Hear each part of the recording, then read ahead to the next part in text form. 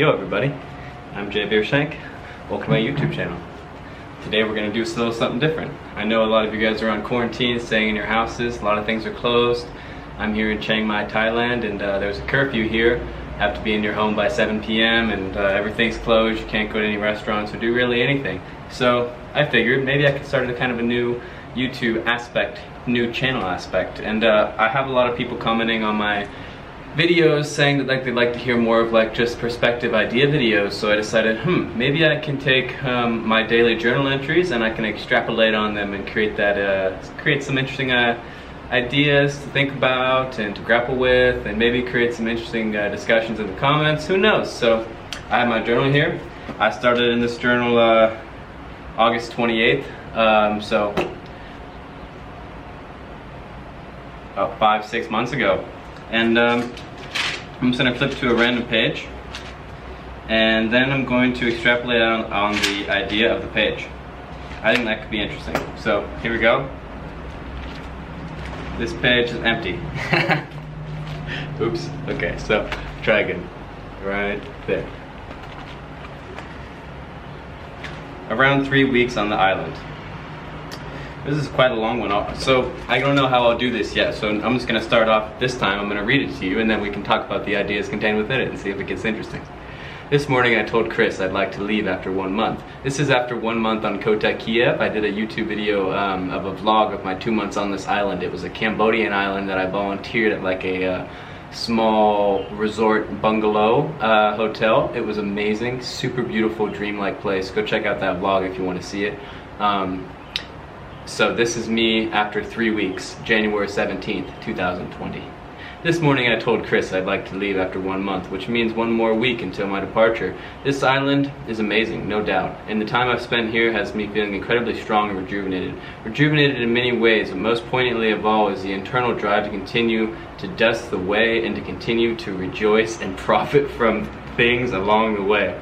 Okay, when I speak of the way, I'm talking about basically, so I got that terminology from the book Musashi, which is a book I actually reviewed on my YouTube channel as well. Musashi is a Japanese book, and he's a samurai. He's a ronin, which means he's a traveling samurai who is practicing the art of the way. The art of the way is basically the way of honor, the way of truth, the way of integrity, the way of the heart, the way of self-sacrifice for the greater good of humanity and oneself.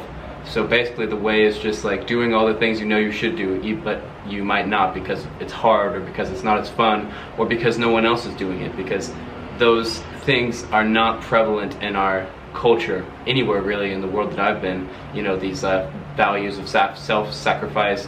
Well, you could say that the working nuclear man makes a self-sacrifice to his family and stuff, but I mean more like disciplined self-sacrifice.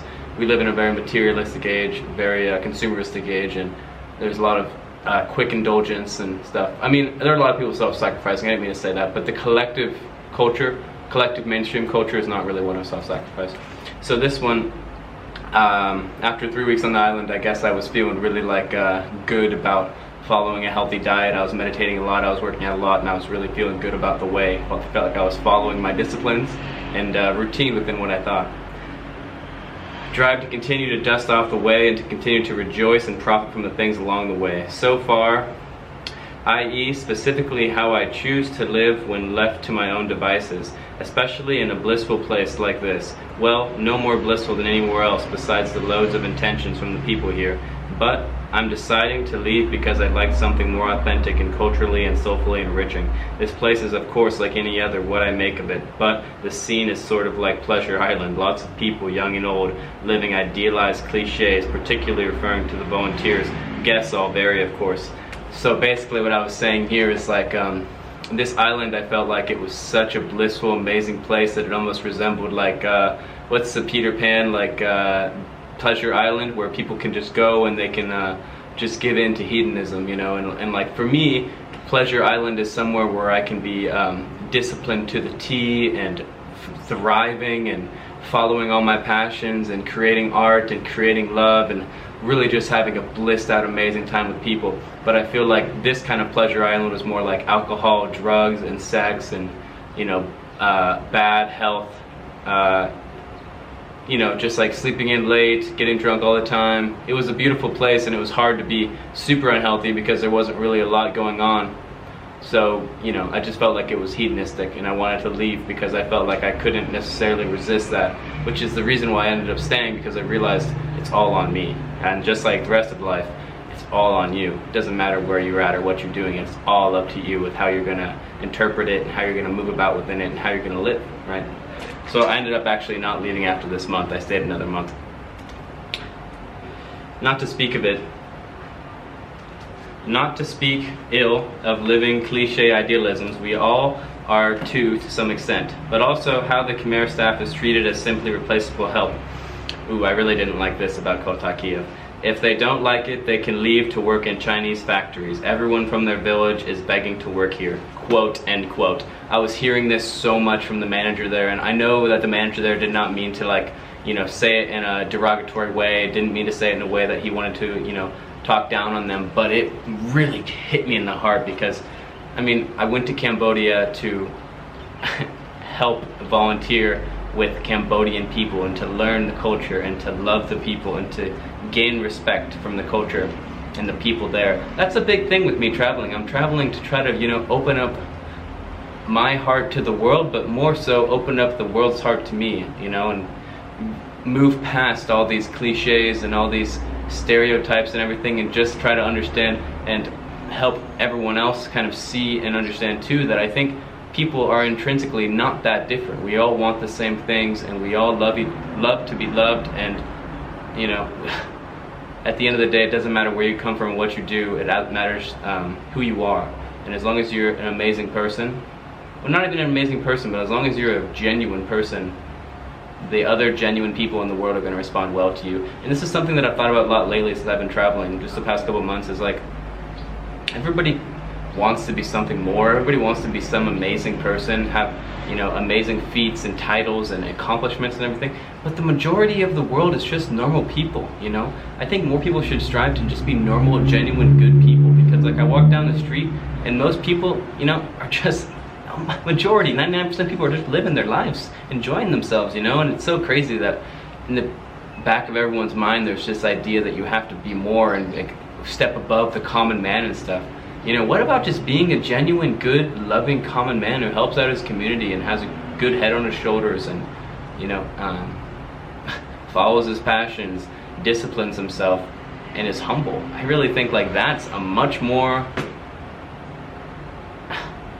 admirable person to be. Now, not to say there's nothing wrong with accomplishment, of course. I mean, it's great to be an accomplished person, but to think that there is not accomplishment in being what we just talked about is, I think, a total fallacy. Either way. Everyone from their villages, but hearing that throws me off.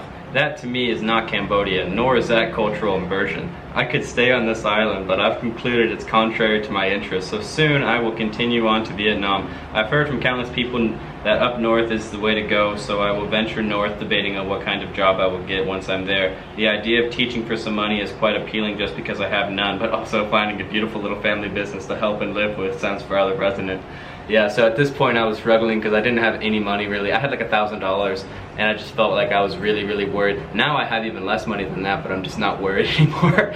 But I was thinking I was gonna leave the island after this first month and go take a nice little motorbike tour up in Vietnam, and then once I got up north I was gonna work up there at a school, because I've been hearing from everyone here in Asia that you can make silly, silly money teaching English in Southeast Asia, but especially in Vietnam, like $1,500 to $2,000 a month, and you really don't need to have any certificates. You're supposed to have a TEFL and a bachelor's degree. A TEFL is teaching English as a foreign language. It's like a degree you get online. It costs like $300 or something like that. Well, there's different levels, but I think the cheapest is like $300. And yeah, so I was gonna get that and go teach in Vietnam, but yeah, then kind of like what I said before, then I realized that all the stuff I didn't like about Kota Kiev was just projections of my own insecurities and like basically running away from my own inability to be disciplined. So then I decided, well, I can stay here and I can love the Cambodian staff even if I feel like other people don't appreciate them as much as me, and I can also stay disciplined and live a good life even amongst the people here who I believe are hedonistic and not living the way that I think that they should, because that's just another projection of my own. So I didn't actually leave after this month to do any of this stuff. but also finding a beautiful little family business is resonant. Nevertheless, this island has restored my vigor and brightened my smile, as well as spirit. Eternally grateful. Thank you, I love you. I'm strong, I'm humble, and I'm grateful. Yeah, so that's that one. That was a fun little journal entry. It's fun to go back in my head and like remember how I was thinking about all that stuff. But yeah, so basically I think that the big message from that one, now looking back on it, is to realize that even if you feel like a situation is bringing you down, or if you feel like, you know, people around you are making it hard for you to thrive, or hard for you to stay in a good mindset and be the best version of yourself, at the end of the day, it's completely on you, you know. You can decide how you feel about whatever you are doing, and you can decide what you spend your time doing. I know that's a lot of you, and it should be more like us, and our. And it can be, because you will inspire us. You know, what you do will turn into what we are doing. But you have to do it first, you know, because if you're doing something right, something meta right, which is like, when I say meta right, I mean it's like people cannot fathom or cannot conceive an idea or cannot conceive a way to discredit what you're doing. Like, let's say you help an old lady across the street who really needs help. That's meta right. No one is going to say, wow, you shouldn't have done that. Or no one can come up with a reason why you shouldn't have done that. They could make up bullcrap reasons like, oh, you should have given her the independence that she wanted to cross the road by herself. At the end of the day, I'm sure the old lady appreciated it. So if you're doing things that are meta right, like being healthy, eating good, being generous, being nice, playing with the kids, working out every day, doing yoga, meditating, cooking good food, laughing with the people, staying honest, staying humble, I mean, you're going to attract, the law of attraction or whatever, you're going to attract people into doing that same thing. And I think that that's really the whole goal of life. And back to what we said earlier, that's the way. Follow the way, and eventually people will follow the way too. They're not following it with you, but they're following the way. They're not following you on the way, we are following the way. So I think that's a good way to think about that one. I'll do this every day, do a little bit more. It'll always be completely random because my journal is so completely random. We kind of hit a interesting one there with the Kotay Kiev.